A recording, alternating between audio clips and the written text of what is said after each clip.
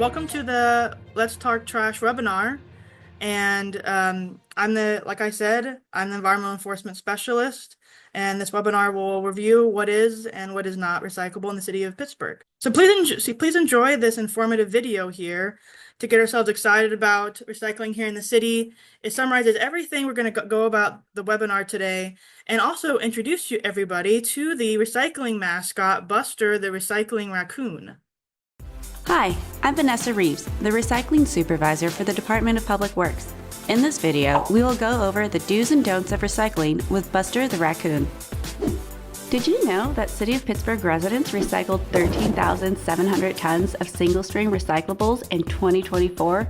That is the same weight as 2 Eiffel Towers. Jens did great. However, we have the opportunity to be better. We know recycling can feel confusing at times, so in this video, Buster will show you what is accepted in blue bins and at our recycling drop-off locations. Accepted items include cardboard. Cardboard should be broken down, flat, and placed in a blue bin or another box. Mixed paper, including office, newspaper, junk mail, magazines, and books. Metal. Clean and dry aluminum, steel, and aerosol cans. Glass. Clean and empty bottles, jugs, and jars. Plastic. Clean and empty jugs, bottles, and jars. Unaccepted items include plastic bags and bagged recycling.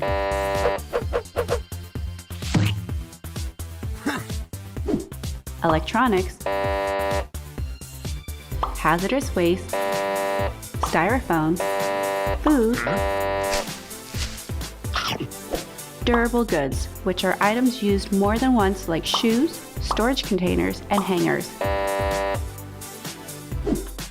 For more resources about recycling, including our annual calendar, recycling guide, and special disposal information such as e-waste, household hazardous waste, tires, and more can be found on our website. Click on the link below or scan the QR code. If you need a new lid for your city-issued blue bin, stop by our office at 3001 Railroad Street or visit our booth at a city-sponsored event to pick one up. Remember, every bottle, can, and piece of cardboard you recycle makes a difference. Buster the Raccoon approves, so don't let him down. Keep recycling and keep Ginsburg clean. Better recycling, better Berg.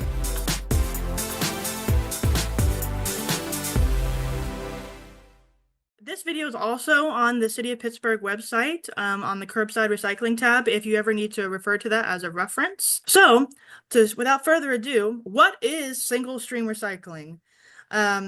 It's basically in an effort to encourage greater participation in recycling, we switched from separating our recyclables by material, which is known as source separation, to single-stream recycling, mixing all of our recyclables together in the same bin. Unfortunately, this ease of use for the residents has led to a rise in contamination that affects its markability and reuse potential. At the end of a recycling truck shift, they all go to the MRF, which is the Material Recovery Facility, to sort out all the materials from one another. As you see in this image here, the single stream has presented challenges and has resulted in confusion, increased contamination, and a vast mix of materials that must be sorted. Increased contamination leads to higher processing fees that the city could be using to improve recycling operations and numerous other projects that can improve the quality of life for Pittsburgh residents. We all can be a part of the solution to this problem by recycling properly. So as you can see, the recycling and the refuse pickup has become a mentality that everything will eventually get picked up. So we have some images here from real life blue bins out on the street that are contaminated with, trash, medical waste, and durable goods, and, even food. So the changing global markets have led us to focus really on the quality of recycling. Clean recyclables have become endangered over the past few decades since outside countries accepted all the materials regardless of the outcome. Hence, we never once stopped to think about our consumerism and how local markets could handle the packaging until the inevitable happened, which, as we all know, in 2019, China stopped taking many different plastics and recyclable materials due to heavy contamination. Now in our region, we are addressing the recycling problem by implementing innovative technologies at our material recovery facilities and connecting with untapped domestic markets to solve the large amounts of plastics. These markets are also constantly changing as well, so we're trying to also continually educate as many residents as possible, during the course of the recycling program, so they know what materials the city can and cannot accept at curbside. We have the capability to recapture and recycle better, but how can the Pittsburgh residents keep their recycling clean of contamination? So, and basically here, we also see here, I wanted to point out let's see, we got some plastic bags, which we all know are not allowed in the blue bins, some food like the sodas, plastic caps technically are not allowed on the bottles as well because they're so small they can't get recycled.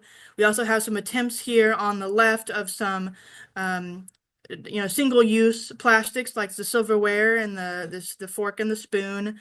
And I took some more photos here of we have the clear lid of the Olive Garden container cannot be recycled.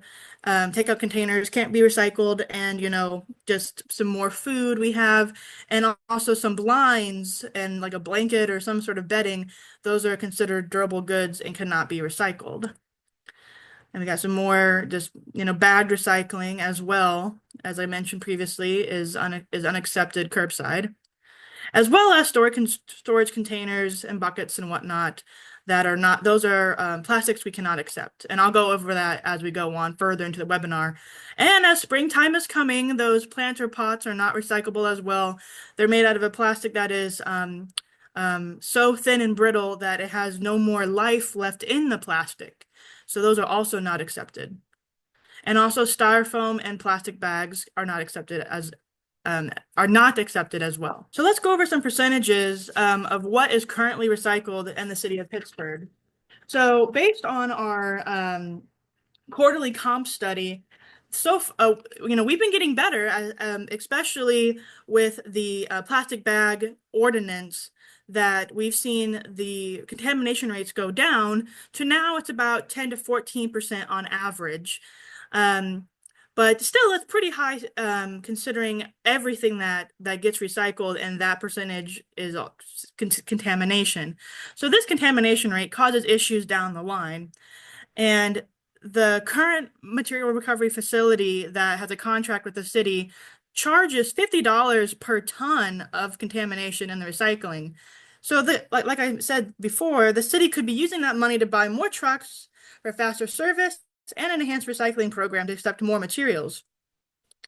And and also I wanted to also reference the waste categorization study done by the DEP, that 25% of the waste sent to the landfills were actually recyclable materials.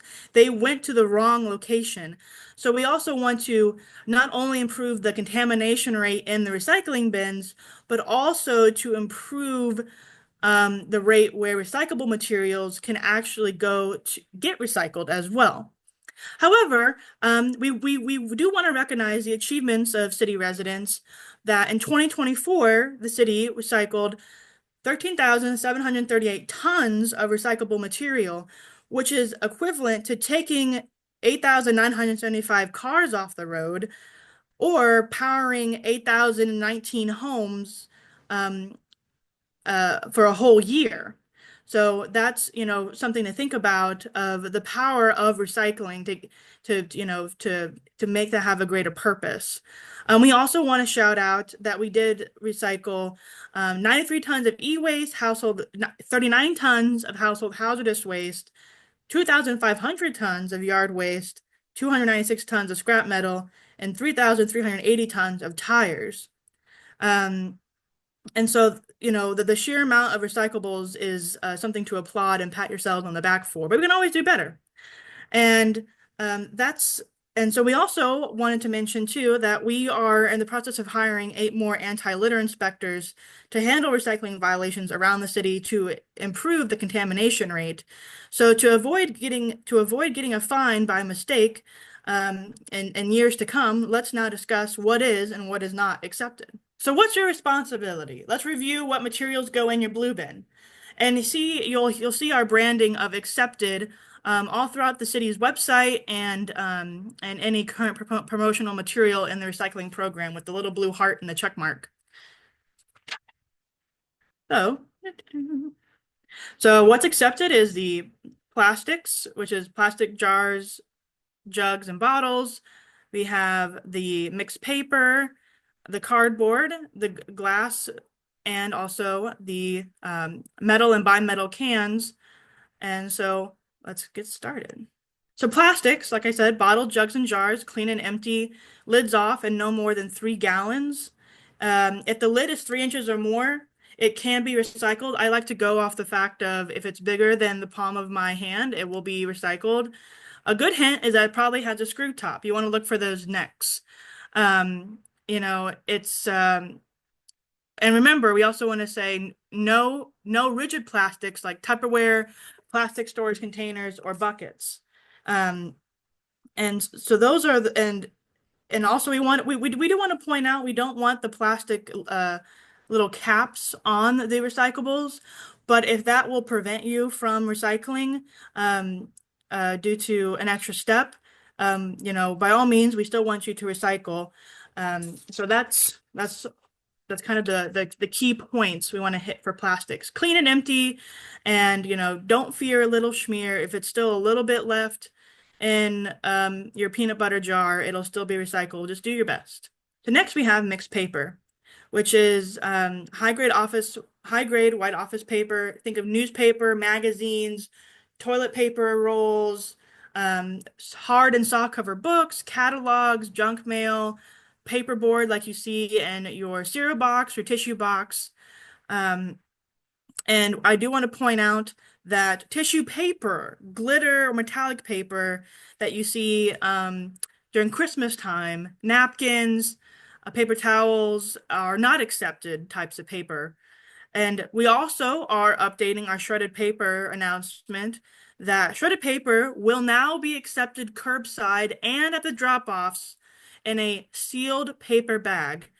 Before this, we were not accepting shredded paper curbside, but we are changing our messaging to say we want it in a sealed paper bag and we'll take it curbside, as well as the drop-offs. So cardboard, we urge residents to keep it flat and bundled together, and by placing them into other boxes if your blue bin is full, and tightly packed and flat as you can. Flattening your boxes ensures that all styrofoam and plastic packaging contaminants are removed and put in your trash can, because by keeping them nice and flat, it also removes any hiding styrofoam or plastic packaging that is not accepted curbside. We also want to do a shout out of, remember, off week, off the streets. If you leave your cardboard out, the higher the probability that it will get wet, especially with spring coming around, thus degrading the quality of the cardboard and also creating a mess on the curb. And especially we want to dispel any myths about the pizza boxes. We will take a clean part of the pizza box, which is usually the top. So just tear that right off, put it in your cardboard, and then dispose in the trash the greasy bottom of your pizza box, or add it to your compost bin if you have one in your backyard. Because we noticed that it's very tempting to just put the whole pizza box in your recycling, but unfortunately the grease degrades the value of the cardboard. So we're just asking people to do one extra step to tear off the clean top half.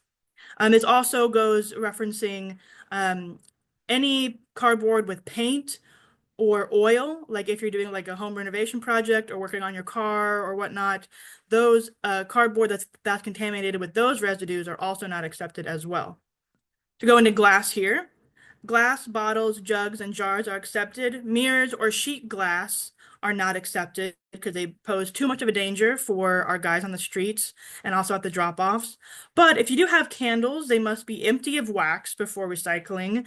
Glass is also, we also want to point out, glass is also a good alternative for anyone wanting to avoid microplastics, as in the current headlines.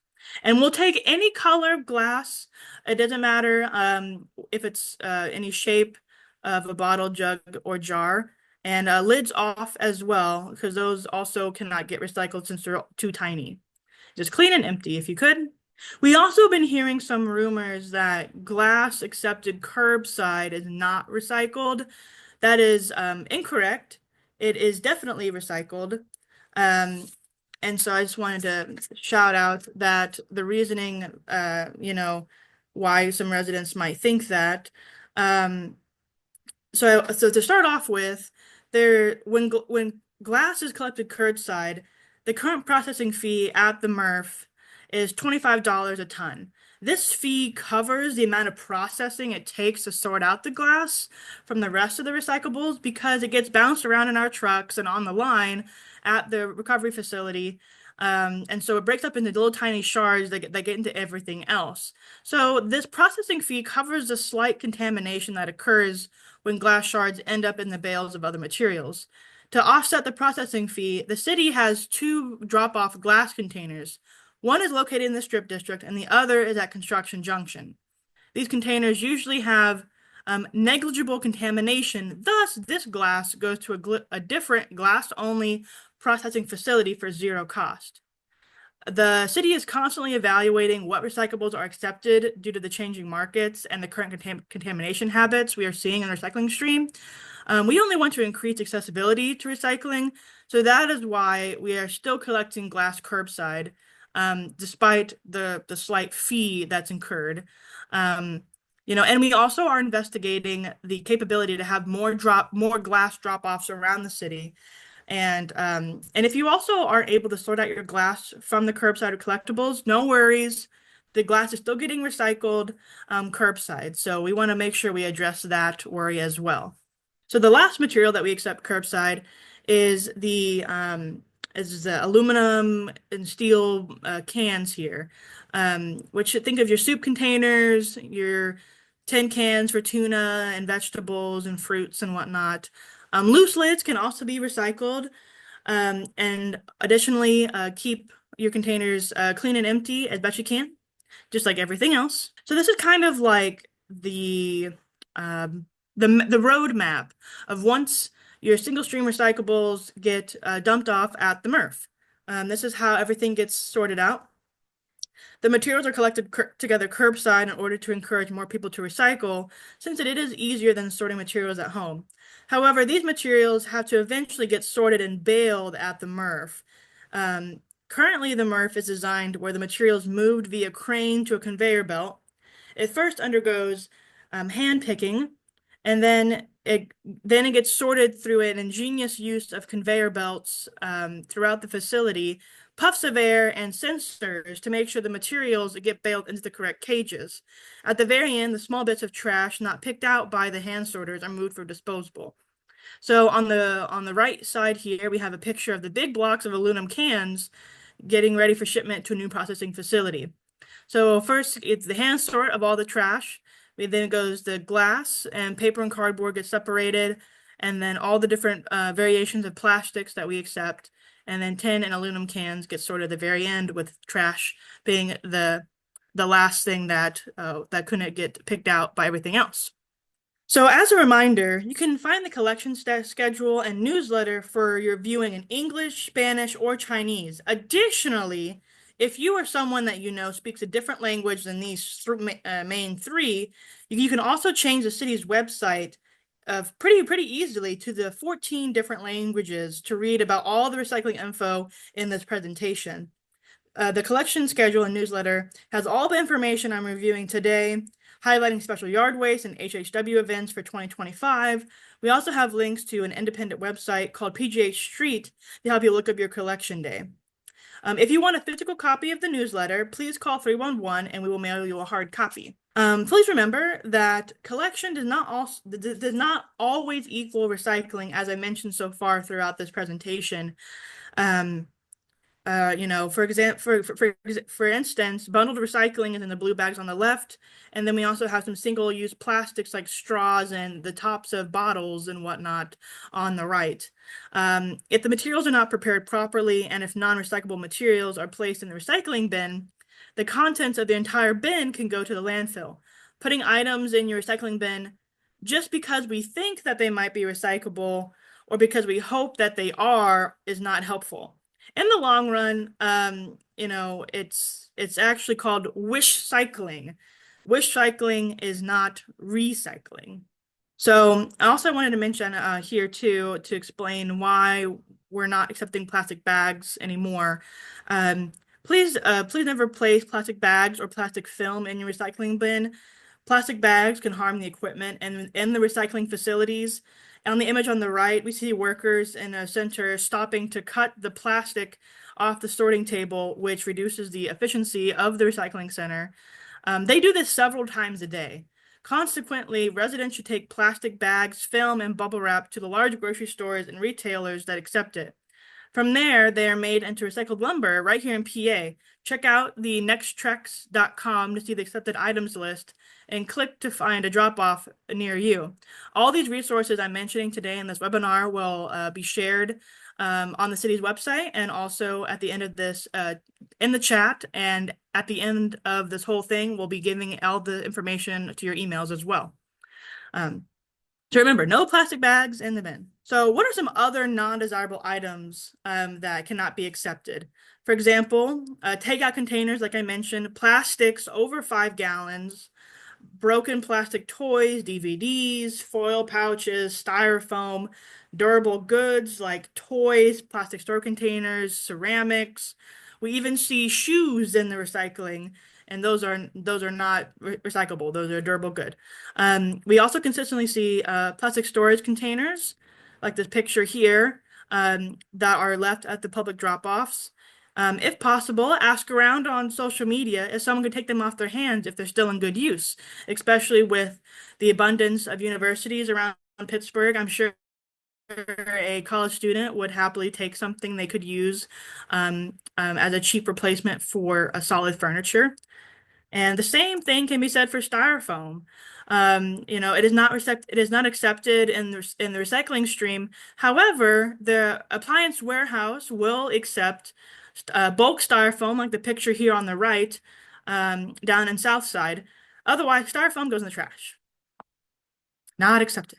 So we also want to mention, if for whatever reason, you don't have recycling curbside, if let's say you live in a big apartment complex and your landlord only has one recycling dumpster for everybody, we do have drop-off locations around the city for those residents. They accept single stream recycling as well, and as so these three accept scrap metal, yard waste, and tires, and they're known as the Public Works divisions, and they have drop-offs at those sites. These drop-off locations only accept 2 tires a day per resident. These also accept scrap metal other than the aluminum and tin cans that I mentioned. These 3 locations also accept yard waste, but please see the city website since fees can apply for certain circumstances. There are also 2 curbside collections of yard debris annually. Shout out for, I think it's this coming Saturday, April 26th, that we will have yard waste curbside day. So please get your brown paper bags ready for the curb. And also, I did want to mention, and continuing on here, that no drop-offs in the city except electronic waste, like TVs. We do accept shredded paper and seal paper bags at all drop-offs, and now at the curb. Do not place shredded paper in loose, since it doesn't have enough weight to be recycled properly. It just flies in the wind and creates a whole mess. And like I said previously, for all of these hard to recycle items like scrap metal, yard waste, and tires, please see the attendant at the drop-off for proper placement of these items. So we have the East End Drop-Off Center, Hazelwood, and West End. shredded paper and paper bags at the drop-offs or curbside. And do not do this. It will just blow in the wind like crazy, and we're just trying our best to collect it at the recycling center if it's in a sealed paper bag. So we have also the scrap metal containers here at some of the drop-offs at the East End, West End, Hazelwood, and also Construction Junction has one further down the lot. You can ask them for assistance for your scrap metal needs. Scrap metal items are not accepted curbside since they are often too dangerous and heavy for our workers to collect. We have red scrap metal containers at these drop-off locations. They're pretty hard to miss considering they're bright red. And acceptable items include pots and pans, wires, solid metal objects like a bed frame, doorknobs, siding, gutters, and fencing that are just metal, no other plastic stuff going on, or PVC. So nothing, only metal. And no plastic, no PVC construction materials can go in these bins. And also they accept old metal shelving and cabinets as well. So like I mentioned previously in this PowerPoint, we have the Strip District and Construction Junction drop-offs. The Strip District is located underneath the 31st Street Bridge, and it's open 24 hours, 7 days a week, and it has a dedicated glass bin, and it does not accept scrap metal, yard debris, or tires. And then the Construction Junction, or CJs, they're open Monday through Saturday, 9 to 5, Sunday, 10 to 5, and they also have a dedicated glass bin and a scrap metal bin, and they don't accept yard debris or tires. So, there you go. So we also want to, mention we get a lot of phone calls and 311 requests about missed pickups. And so we wanted to shed some light on some reasons why it was a missed pickup. And so please set out your bags and bins no later than 6 a.m. on your collection day. Retrieve your bins from the curb by 10 p.m. on collection day after our crews service your street. Keep your recyclables separate from your trash. Make sure the containers are 35 gallons or less and weigh 35 pounds or less. Think of a medium-sized dog food bag as 35 pounds. Because remember, if it's something that you can't lift, our guys in the street definitely can't lift it either. They're not superheroes, even though they are with all the work they do. We don't want anyone getting hurt on the job. And also do not include unaccepted items that I've mentioned in this PowerPoint thus far in your curbside recycling. And please be aware of a 1 day delayed following a holiday. Check your collection schedule to see what holidays this takes effect on. For example, our guys are still out on the road for Good Friday, so everything is still running smoothly. So we got some trash tips to avoid missed pickups. So these are like the especially egregious items that we see in the recycling sometimes. For example, hazardous or infectious waste, car or automobile parts, Freon appliances such as refrigerators, freezers, or air conditioners, wet or oil-based paints, covered electronic devices such as TVs, computers, or other e-waste. E-waste is not accepted at any drop-offs. Please schedule an appointment with the PRC, our partner in this webinar, to dispose of your items properly. Fees apply, but there's easy links to schedule an appointment can be found on our website. These appointments are only for city residents, so please double check if you live within city limits, which I'm pretty sure everyone in this webinar is. But if you spread the word, please make sure that your friends that live within city limits. PRC does occasionally have e-waste events for all of Allegheny County, so please reference their website for special events that anyone can attend. Not accepted. These items are not accepted at the curb or the drop-offs. Some more materials include let's see, bricks, cement, glass blocks, marble, stone countertops, explosive or flammable material, which I think can be said for itself, batteries or light bulbs, and carpet from a big project or removed by a professional Carpet and fencing in bundles not exceeding 35 pounds or 5 feet in length is accepted at the curb as like a bulk item. But if it's like contractor bags, or from a huge project that a contractor did for you, that is not accepted at the curb. But if it's just like a small project that you did yourself, we will take it. These items are not accepted. So, like I mentioned previously, we're trying to keep our workers happy and healthy. And last year alone, we had 8 injuries due to sharps in the recycling and 14 injuries due to heavy bags. These are real hardworking men and women that are currently employed for the City of Pittsburgh Environmental Services. So we're just trying to make sure everyone is safe on the job. And so some tips, helpful tips here. If you do have some sharps and medical waste, like let's say some needles, or let's say you have some dirty diapers from your child, here's some tips for you. Place needles, syringes, and lancets in a hard plastic container with a tight-fitting lid. Think of like a laundry detergent bottle, a coffee can, etc., and label as medical waste so our guys know what it is, so they can be extra cautious with it. Other medical waste such as soiled diapers, bandages, gloves, and hygiene products must be in a closed leak-proof bag. And wrap sharp objects such as broken glass, razors, light bulbs, metals, or other sharps in heavy paper and place in a box reinforced with tape or string and label the box accordingly. Place that box in a receptacle approved for the storage and a collection of municipal waste. This just helps keep our guys from getting poked or also hurting their backs out in the field. So I wanted to go over what is the best thing for residents to do regarding the hierarchy of waste and the rampant consumerism going on in our society. We've all heard reduce, reuse, recycle, but you may not know that these waste reduction strategies are listed in order of importance of effectiveness. So we have here that the best and easiest way is prevention or reduction.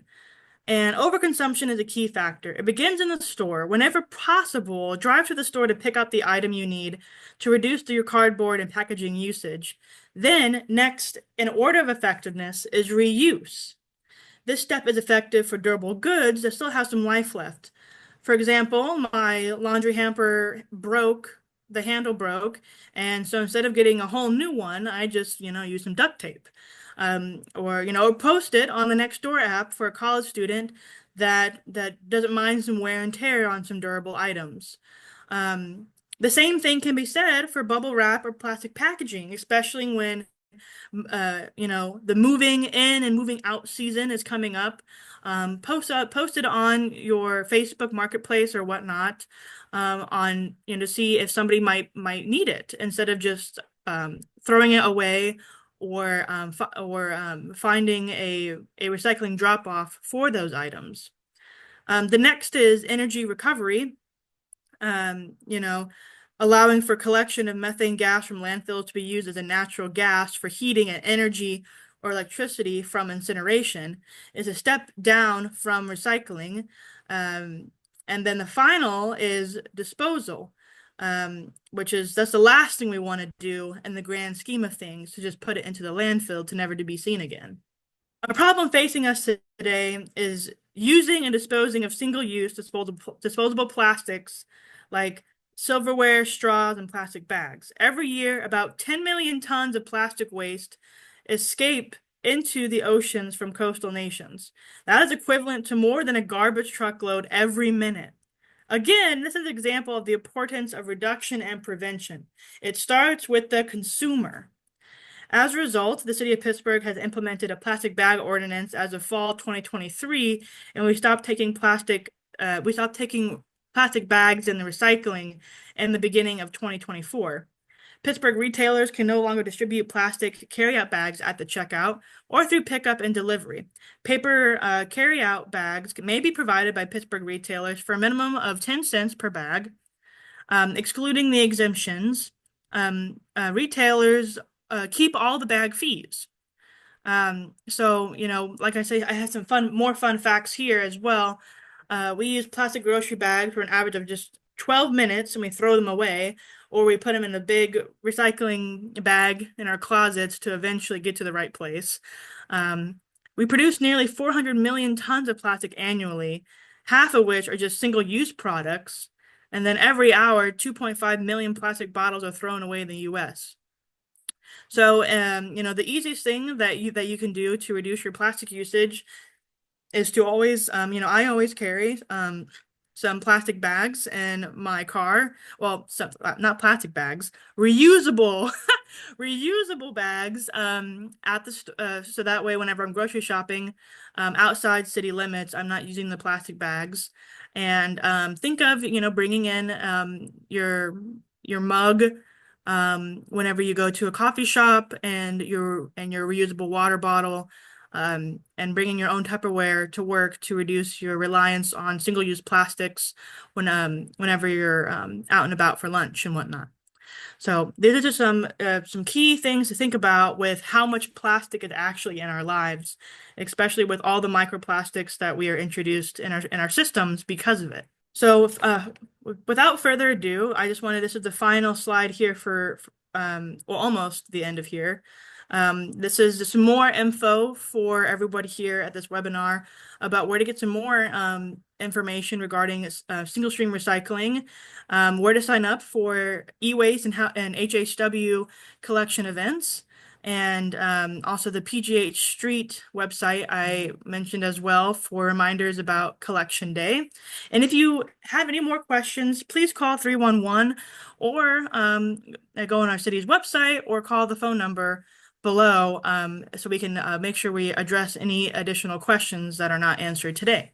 So what about, outside of recycling, what can we all do to make Pittsburgh greener? For example, my recycling presentations are available to any community group around Pittsburgh, and I'm actively looking for them. And also, community members can also join the Clean Pittsburgh Commission and become an active resident to keep the burg beautiful. You can also talk to your local council member about how you can help your neighborhood at large, since plenty of neighborhoods need more voices and hands to beautify our city and keep it sustainable for the future. Like I said, also bring your reusable water bottle or coffee mug to work to reduce your reliance on plastics. And advocate to your local state rep for extended producer responsibility laws and updating Act 101, since the world has changed a lot since Pennsylvania mandated recycling in 1988. Act 101 refers to the recyclables I mentioned in this video, like plastic bottles, cardboard, glass, aluminum tin cans, and mixed paper. That law was made a long time ago, and we can always bring it up to the modern era for more effectiveness. So now I'm going to pass it over to my coworker, Anna Bagwell, for her specialty in illegal dumping and 311 reporting. Yeah, thank you, Helena. So my name is Anna Bagwell. I'm the Environmental Enforcement Coordinator for the City of Pittsburgh. So my job is to coordinate different efforts across various divisions of the city. We work with several nonprofits and lots of amazing volunteers who are all working towards the common goal of just keeping Pittsburgh as clean as possible. I also work in the Code Enforcement Office of Environmental Services, so I will also be speaking a little bit about how our anti-litter inspectors respond to 311 requests, illegal dumping, what our process is, and what you can do to help. All right, so what is the point of environmental code enforcement? In Pittsburgh's municipal code, environmental ordinances exist to, like Helena said, a lot of it surrounds worker safety, protect our refuse and recycling workers, preventing unintentional litter, and improving general neighborhood quality of life. So that's why we have regulations about the size and weight of trash cans, where and when your cans can be stored and set out, keeping your lids on your trash so it doesn't blow away in the wind, things like that. So if you're not familiar with the 311 system, this is like the resident line of communication to the city. Really, any issue you have with anything regarding the city, go to 311. We also well, maybe not that recently now, a few months ago, updated the 311 website, and we've heard good things. It really encourages the use of submitting pictures, which I know is helpful for us. So if you haven't seen the new 311 website, I recommend checking it out. If you just search any issue you have, it'll kind of self-populate where you need to go. Obviously, you can still call the number as well. But like I said, 311 is the line of communication to the city. Currently, we have 2 anti-litter inspectors for the city that investigate trash-related complaints. In 2024 alone, we had about 8,000 case files that were shared among 2 to 3 inspectors throughout the year. And when you add up, repeat site visits to ensure that a problem has been resolved, it totaled about 14,000 inspections. Like Helena said, we're now hiring 8 new anti-litter inspectors. That job posting actually just got posted this week, which we're very excited about. That'll bring our numbers up to 10 inspectors, which will allow a much more proactive approach rather than, chasing these 311 requests as they come in. And, inspectors will be able to focus on a couple wards of the city rather than splitting the city in half. Like I said, pictures and location are the biggest helps for us. It's not a requirement. We will go, identify the location, identify the issue regardless. But citing the responsible owner of whose property the issue is actually on helps the problem get resolved much, much quicker. It can be very difficult to determine whose trash is whose. And we often get calls saying, that's not mine, it's my neighbor's. And then it's another week before that notice reaches the correct property owner. But having as accurate an address as possible really helps with that, and pictures as well. That also helps us route, who is actually responsible for dealing with the problem. A big issue we run into is private versus public property. We handle everything relating to trash on public property, whereas private property is actually in the Department of Permits, Licensing, and Inspection. So having a picture just helps our inspectors, if it's someone else needs to deal with it, we can get the issue to the appropriate person as quick as possible. I also want to mention quality of life ticketing. As you might have heard a few things about this in the news. In an attempt to streamline the whole 311 process, quality of life ticketing was introduced and passed by City Council in late 2024. Quality of life ticketing addresses 4 primary violations that we already issue warnings and citations for, but the intent is a quicker turnaround time, writing a ticket on the spot, more like a parking ticket rather than sending multiple warning letters. So violations for underneath this quality of life ticketing include accumulation of trash, improper storage of trash and recycling cans, early or late set out and removal of cans. So if your cans are out all week, and contaminated recycling, like this picture here on the left. Quality of life ticketing will be on a scaled system of first violation being $35, second is $50, third is $100. You probably heard about this back in October and November of last year.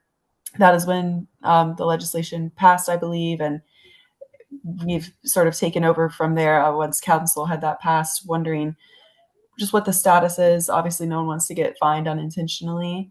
So if you've heard about it and you're just wondering, I hope I'm not getting fined, don't worry, you haven't missed anything.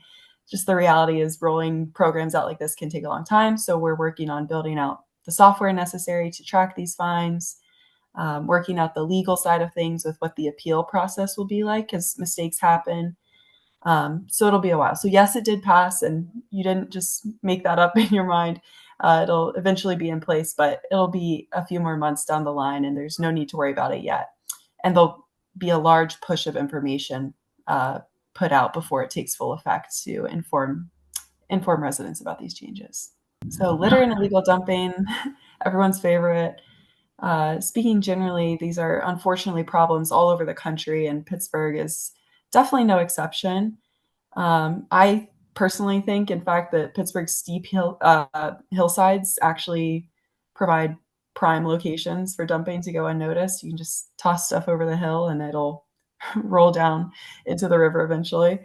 Um, our process is, if you see illegal dumping happening, if it's safe to do so, call 911 and file a police report. Try and get photos or videos of the dumping occurring. If a license plate is in the photo or video, that's very helpful. We need some sort of identifying feature. I personally work with the police to, try and sort these things out. They usually have residents file a police report anyway, so just calling 911 from the jump is the most efficient way to do that. In large part, that's due because we don't have access to PIN-DOT records, so things like license plates, we are not privy to that. So that's the reasoning behind that. If you find illegal dumping after the fact, you can report it through to 311. Our current process is to search illegal dumps for any identifying pieces of mail, addresses on Amazon boxes, things like that. But unfortunately, it's a shot across the bow. It's just hearsay when it gets to court. Who's to say how your envelope ended up in a giant pile of trash? But if we can put a little pressure on people thinking they've been found out, maybe they'll reconsider the next time they leave a bag of trash somewhere. So on the previous slide, I had the $400,000 figure that the city spent in 2020 on preventing and abating litter and illegal dumping. That came from a study done by Keep Pennsylvania Beautiful. But I want to talk about sort of what makes up that $400,000 figure. It's a number of strategies, from making disposable more accessible, to salaries for enforcement personnel, to labor costs associated with cleaning the sites up. There's a big machinery that needs maintenance and disposal fees. It all adds up. For instance, in terms of prevention, Environmental Services accepts 2 bulk items per household per week. So things like furniture, mattresses, stoves, washers, dryers, bundled up carpet and fencing, even if it's under 5 feet in length, cabinets, you name it. If you set 2 items out per week, we will take it. And most cities I've found only accept things on a monthly basis or require previous arrangement, make appointment beforehand.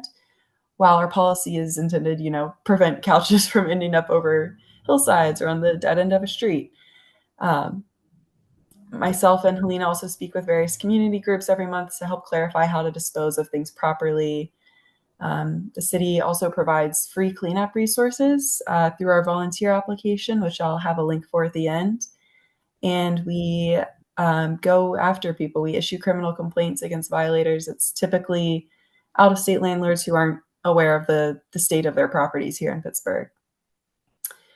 So what can you do? My big thing I want to stress is that we've been finding a lot of construction and demolition debris illegally dumped.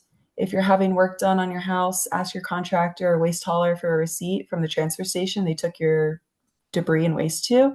And any reputable, good contractor would be happy to provide this for you. Like I said, please take advantage of the city's drop-offs and volunteer resources. If you host a volunteer event with us, again, I'll have a link to that at the end.